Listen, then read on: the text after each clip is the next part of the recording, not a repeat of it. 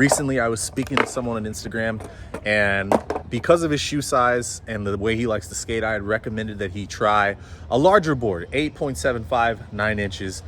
And he came back to me later and he expressed that I was correct. And so I want to talk a little bit about board sizes. Going to make a little video about that. So I have with me a fresh 8.75 inch deck and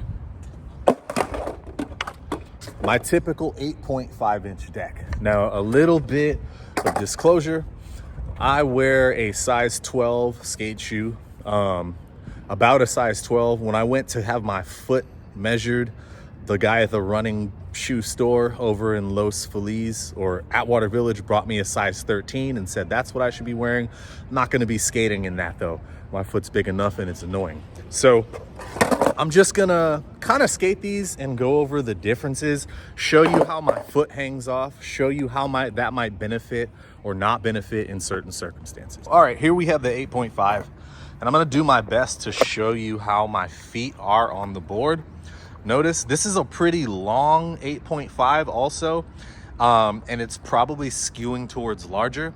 So the way it works with skateboarding is a lot of the shaping happens by hand. They're sanded after they're cut. And what Paul Schmidt told me was that when the trend is for boards to be bigger, they'll sand the boards bigger.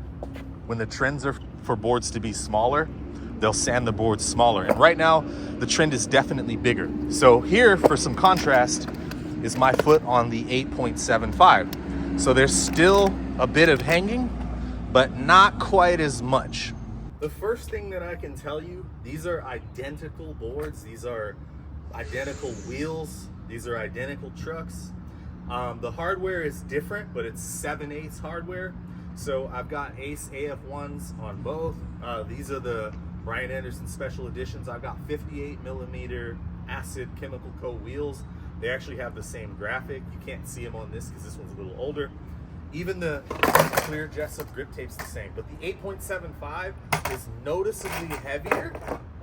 And also the trucks are both size 55 from Ace, so it's for the 8.5. And the reason I did that is because I do like a heavier board, but I don't like it to be so heavy that it's encumbering what I can do.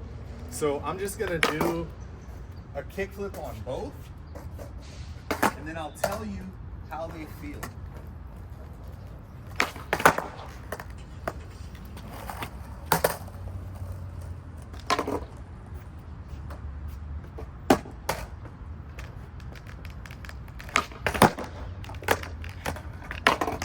So right off the bat, the first thing that I noticed is that it's easier to flip the 8.5. And now an 8.5 is a large board, so that might not be easy to flip for everyone. But with my size foot, you know, the average size foot is about a 9. So, you know, you could compare the 8.5 deck to me to like an 8.1 for someone with the average size foot. And this, you could probably compare to like what that 8.5 would be, maybe an 8.4, something like that. And so there's a big difference in the flipping.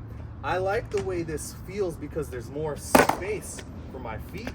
And also, part of the reason that I skate the 8.5 over an 8.38, which I actually like the width of more, is that I enjoy the length and the wheelbase. Because when I land, you always want to land on the bolts. And if you notice with this board, I can stand really wide to land on the bolts, right? Now let's get the 8.5 and talk about that a little bit. So on this, I still have a pretty wide stance, but it's noticeably truncated compared to what I had on the 8.75. And this is the size that I normally skate. I do prefer this board, and I'll give you some reasons. So a big thing that I noticed with 8.75s, I haven't skated one in years because the last one I put on, I actually rolled my left ankle.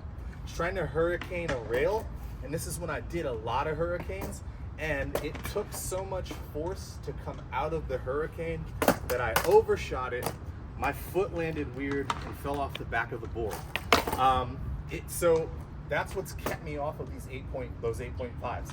One place that it's great is board slide tricks. If you're doing a long board slide, having the extra width doesn't have to be an 8.75 for you. Like I said, if you have a size 9 foot or a smaller foot, the equivalent for you might be an 8.38 or an 8.5. And we'd be comparing it to an 8.19 or an 8.25 on the smaller end. Even an 8 if you're smaller than that. But you can't go wrong with having more space to sit on when you slide and being able to stand wider. However, when we get to certain grinds, let's say a backside nose grind where I want to pop out, having that extra length, it's more leg for everything to travel through, because my pop out goes shoulders and hop. And it's much harder to do that with the larger board, something that I noticed. Another place where I prefer the shorter board is skating ledges. Having the fatter, longer board, it just makes skating ledges that much more difficult. And the big reason is how slow it flips. When you're skating ledges and you're doing technical tricks, you definitely want your board to flip faster.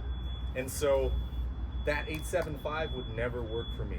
Now I'll give you, before I go, an instance where it's actually better to have that board. If I were gonna kickflip a massive gap, I want the board as big as I can comfortably kickflip with, because I want it to flip slow, because a lot of skating big gaps is doing your trick, catching it, and then waiting for gravity to push you down. And having the board that flips a little bit slower helps. Also having the wider board, the longer board, the bigger wheelbase, it makes it easier for me to land properly. That's all I got for today. Thank you guys for checking this out. I hope this helps you pick a size. Obviously, if your foot's smaller than mine, you're gonna scale the sizes differently, like I mentioned in the video. Peace.